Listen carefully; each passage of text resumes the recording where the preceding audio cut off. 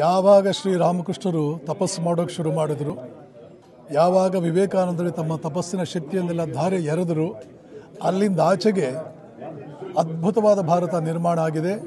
ಇಷ್ಟು ಭವ್ಯವಾದ ಭಾರತ, ಇಷ್ಟು ದಿವ್ಯವಾದ ಭಾರತ, ಇಷ್ಟು ಸಮರ್ಥವಾದ ಭಾರತ ಈ ಹಿಂದೆ ಎಂದೂ ಬಂದಿರಲಿಲ್ಲ. ಅಷ್ಟು ಉನ್ನತವಾದ ಭಾವನೆ ಇನ್ನು ಮುಂದೆ ನಿರ್ಮಾಣ ಆಗೋದಿದೆ. ಇನ್ನು ಮುಂದೆ ಯಾವ ಶತ್ರುವು, ಯಾವ ಶಕ್ತಿಯು ಭಾರತದ ಔನ್ನತ್ಯವನ್ನು ತಡೆಯಲಾರದು.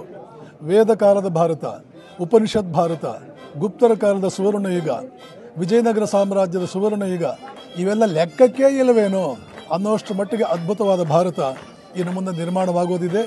ಯಾವ ಸಂದೇಹವೂ ಇಲ್ಲ. ಏಕೆಂದರೆ ಭಾರತದ ಉಸಿರು ಇರತಕ್ಕಂಥದ್ದು ಆಧ್ಯಾತ್ಮದಲ್ಲಿ. ಇಡೀ ಯುರೋಪಿನಲ್ಲಿ, ಅಮೆರಿಕದಲ್ಲಿ, ನಾನು ಅಮೆರಿಕಕ್ಕೆ 8 ಸಲ ಹೋಗಿ ಬಂದವನು, ಯುರೋಪಿನ 7-8 ರಾಷ್ಟ್ರಗಳಿಗೆ ನಾನು ಹೋಗಿ ಬಂದವನು.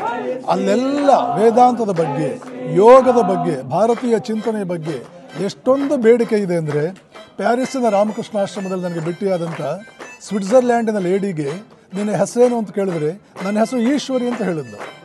ಏನು ಈಶ್ವರಿ, ನಿನ್ನ ನೋಡಿದ್ರೆ ಇಂಡಿಯನ್ ಅಂತ ಕಾಣೋದಿಲ್ವಲ್ಲ? ಇಲ್ಲ, ನಾನು ಸ್ವಿಟ್ಜರ್ಲ್ಯಾಂಡ್ನವಳು, ಮೊದಲು ನನ್ನ ಹೆಸರು ಇಸಾಬೆಲಾ, ಇವಾಗ ನನ್ನ ಹೆಸರು ಈಶ್ವರಿ ಆಗಿದೆ ಅಂತ ಹೇಳಬೇಕಾದ್ರೆ ಅವಳ ಮುಖದಲ್ಲಿದ್ದಂಥ ಭಾವನೆ ನೀವು ನೋಡಬೇಕಾಗಿತ್ತು.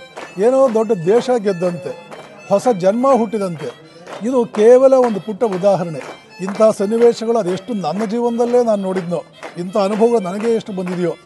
ಆವತ್ತೇ ವಿವೇಕಾನಂದರು ಹೇಳಿದರು, up India and conquer the world through your spirituality. ಆ ವಿಧಾನ, ಆ ಪ್ರೋಸೆಸ್ಸು ಯಾವತ್ತೋ ಪ್ರಾರಂಭ ಆಗಿದೆ. ಕೇವಲ ಇನ್ನು 50-100 ವರ್ಷದಲ್ಲಿ ಪ್ರಪಂಚದ ಮೂಲೆ ಮೂಲೆಯಲ್ಲಿ ಭಾರತೀಯ ಸಂಸ್ಕೃತಿ, ಭಾರತೀಯ ಧರ್ಮ, ಭಾರತೀಯ ಆಧ್ಯಾತ್ಮಿಕತೆ ರಾರಾಜಿಸುತ್ತದೆ. ಸುವರ್ಣಯುಗ ಬಾಗಿಲು ತಟ್ತಾ ಇದೆ.